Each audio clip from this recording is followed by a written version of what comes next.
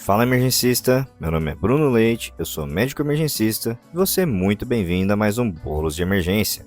Imagine o seguinte cenário, é mais uma madrugada tensa no plantão, o telefone toca e a equipe do SAMU avisa que está a caminho com um paciente de 64 anos, histórico de hipertensão descontrolada, encontrado em casa inconsciente e com respiração irregular, pressão arterial nas alturas. Ao chegar ao pronto-socorro, o paciente apresenta rebaixamento do nível de consciência e sinais focais, com um lado do corpo paralisado. Você, emergencista, é a última barreira entre esse paciente e o desfecho catastrófico. E é exatamente aqui que o conhecimento prático sobre o AVC hemorrágico faz a diferença entre uma abordagem rápida e eficiente ou um desastre. O AVC hemorrágico é responsável por cerca de 13% de todos os AVCs, sendo dividido entre a hemorragia intraparenquimatosa, que representa 10%, e a hemorragia subaracnoide, HSA, que representa 3%. Diferente do AVC isquêmico, onde o problema é a obstrução de uma artéria, aqui o problema é o sangramento. Sangue que, em vez de fluir dentro dos vasos, extravasa, destruindo os tecidos cerebrais, aumentando a pressão intracraniana e colocando a vida do paciente em risco imediato. O principal fator de risco? Hipertensão arterial crônica.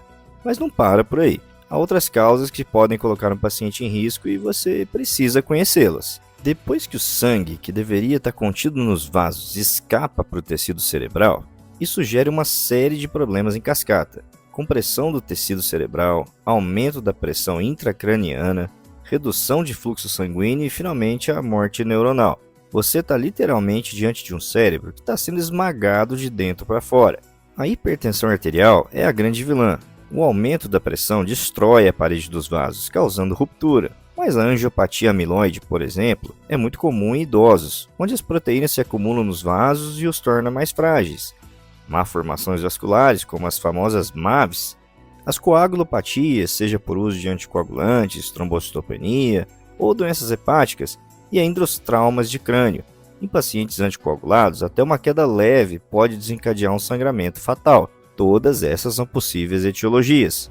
E esse paciente geralmente chega ao pronto-socorro com um quadro agudo e progressivo. Os sintomas mais comuns são a cefaleia súbita e intensa, descrita com a pior dor de cabeça da vida, um déficit neurológico focal com perda de força, sensibilidade ou função de um lado do corpo, rebaixamento do nível de consciência, variando de uma sonolência até o coma profundo, e as convulsões, que podem ocorrer já na chegada. E lembre-se, a localização do sangramento vai definir o quadro clínico. Sangramento no tálamo pode causar déficit motor, no cerebelo, desequilíbrio e vômitos, por exemplo.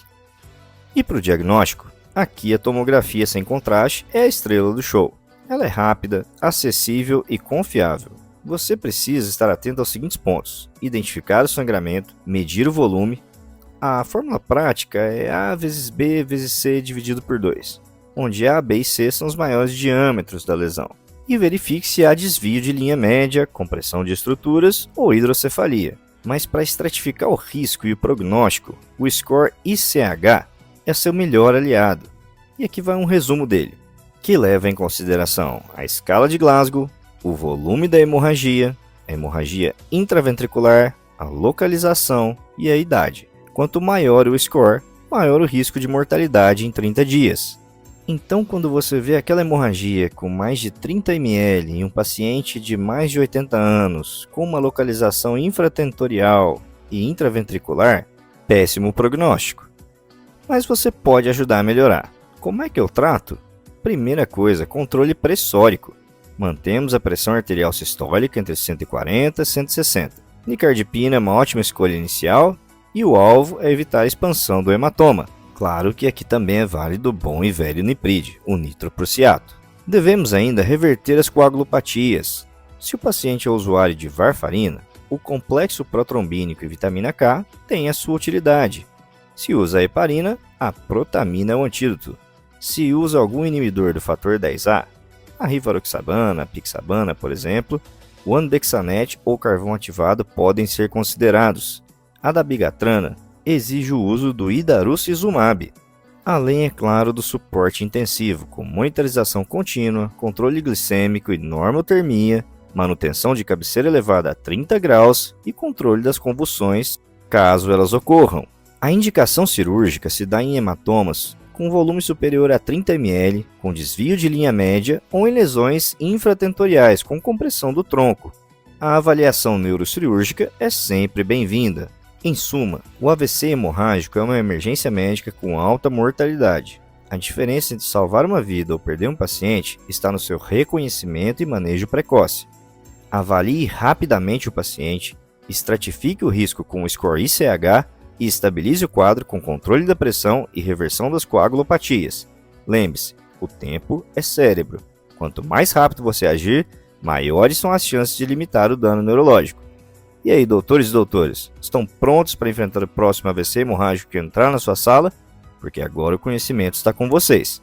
Esse foi mais um Bolos de Emergência, e eu me despeço agradecendo mais uma vez pela nossa imensa audiência e pedindo a vocês que nos avaliem e nos sigam no Spotify.